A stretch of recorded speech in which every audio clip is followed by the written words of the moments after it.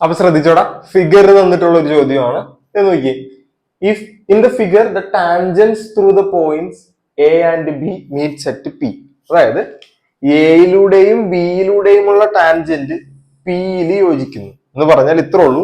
P എയും P ബിയും എന്താണ്? ടാൻജന്റുകളാണ് എന്നാണ് പറഞ്ഞിരിക്കുന്നത്. അത് വേറെ രീതിയിൽ പറഞ്ഞിരിക്കുന്നതാണ്. P A and P B R tangents. അതാണ് ചിത്രത്തിൽ എയിലൂടെയും ബിയിലൂടെയുമുള്ള തൊടുവരകൾ പിയിൽ കൂട്ടിമുട്ടുന്നു. എയിലൂടെയും ബിയിലൂടെയും ഉള്ള തൊടുവരകൾ പിയിൽ കൂട്ടിമുട്ടുന്നു. അപ്പൊ എയും ബിയും എന്താണ്?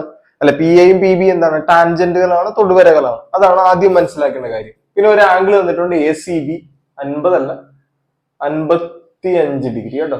A C B 55 degree, 55 degree എന്ന് എ സി ബി തന്നിട്ടുണ്ട്. ഒന്നാമത്തെ ചോദ്യം പി എ ബി എത്രയാണെന്നാണ്. പി എ ബി ഏതാണ്? ഇതല്ലേ പി എ ബി, ഇതല്ലേ പി എ ബി. കേട്ടല്ലോ. ഇത് ടാൻജൻസ് എന്ന് പറയുന്ന ചാപ്റ്ററിലെ ചോദ്യമാണ്. നമ്മൾ ടാൻജൻസിൽ പഠിച്ചൊരു കാര്യമുണ്ട്. ഇവിടെ നോക്കി, ഒരു സർക്കിൾ, ആ സർക്കിളിൽ ഒരു സെന്റർ ഉണ്ട്.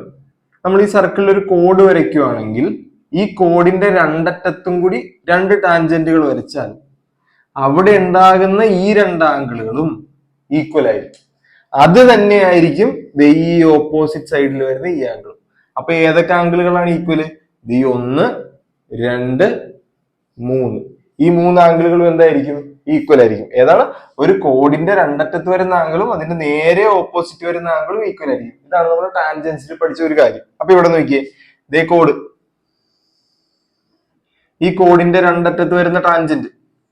അപ്പൊ ഇവിടെ ഏതൊക്കെ ആംഗിളുകൾ ഈക്വൽ ആയിരിക്കും? ഈ ആംഗിളും ഈ ആംഗിളും ഈക്വൽ ആയിരിക്കും. അത് തന്നെയായിരിക്കും ഇവിടുത്തെ ആംഗിളും, അല്ലെ? അപ്പൊ ഇവിടെ 55 ആണെങ്കിൽ ഇവിടെയും 55 ആണ്, ഇവിടെയും 55 ആണ്. ഒരു കുഴപ്പമില്ലല്ലോടാ, എഴുതാം.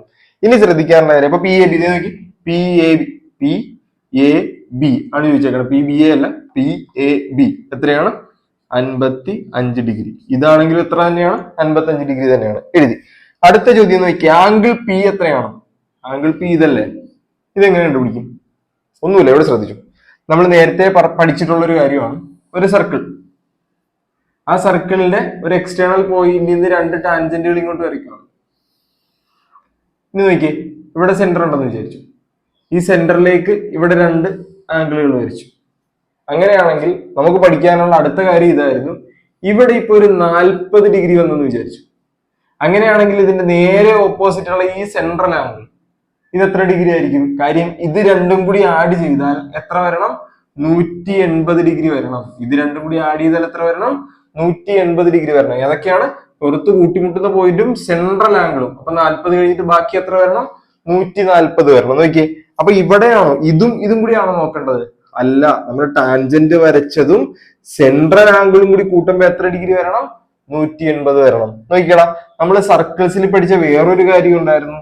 ഏറ്റവും എളുപ്പമുള്ള ഒരു കാര്യം, ഒരു കോഡ്, ഇത് സെന്ററുമായിട്ട് ഉണ്ടാക്കുന്ന ആംഗിൾ 100 ആണെങ്കിൽ ഇവിടെ ഉണ്ടാക്കുന്ന ആംഗിൾ എത്രയാണ്? ഈ 100ന്റെ പകുതി ആയിരിക്കല്ലേ? 50. അതായത് ഇവിടെ 50 ആണെങ്കിൽ ഇവിടെ 100, ഇവിടെ 25 ആണെങ്കിൽ ഇവിടെ 50, ഇവിടെ 20 ആണെങ്കിൽ ഇവിടെ 40, എല്ലാം വരട്ടി. അപ്പൊ ശ്രദ്ധിച്ചേടാ, ഇതങ്ങോട്ട് വിട്ടുകളാം. ഇത്രയും ഭാഗം മാത്രം നോക്കിയാൽ മതി. ഒരു സർക്കിളിന് ഒരു സെൻട്രൽ ആംഗിള്, അതിന്റെ ഓപ്പോസിറ്റ് ഉണ്ടാക്കിയേക്കണാണ് ഈ 55. അപ്പൊ ഈ 55ന്റെ ഇരട്ടി ഇവിടെ വരണ്ടേ? 50ന്റെ ഇരട്ടി 100 വന്ന പോലെ 55ന്റെ ഇരട്ടി എത്രയാണ്? 110 ഡിഗ്രി. എടാ ഇപ്പൊ ഇതായില്ലടാ, ഇത് രണ്ടും കൂടി കൂട്ടിയാൽ 150 വരണം. ഏതൊക്കെ? ഈ 110ഉം ഇവിടുത്തെ ആംഗിളും കൂടി കൂട്ടിയാൽ 150 വരണം. അപ്പൊ ഇവിടുത്തെ എങ്ങനെ കണ്ടുപിടിക്കും? ഈ 180ൽ നിന്ന് 110 കുറച്ചാൽ മതി. അപ്പൊ എത്ര കിട്ടും? 0.70. ആൻസർ എത്രയാണ്? 70 ഡിഗ്രി. അപ്പൊ ഇവിടെ എത്ര വരുവാടാ? ആംഗിൾ പി എത്രയാണ്? 70 ഡിഗ്രി. വിട്ടുപോകരുത്, ഇമ്പോർട്ടന്റ് ചോദ്യമാണ്. 3 കാര്യങ്ങൾ അറിഞ്ഞിരിക്കണം. ഇത് ഈ 3 കാര്യങ്ങൾ അറിഞ്ഞാൽ മാത്രമേ ഇത് ചെയ്യാൻ പറ്റൂ. എളുപ്പമല്ലേ? ഭയങ്കര എളുപ്പമല്ലേ? അപ്പൊ അടുത്തൊരു ക്വസ്റ്റ്യൻ നോക്കാം.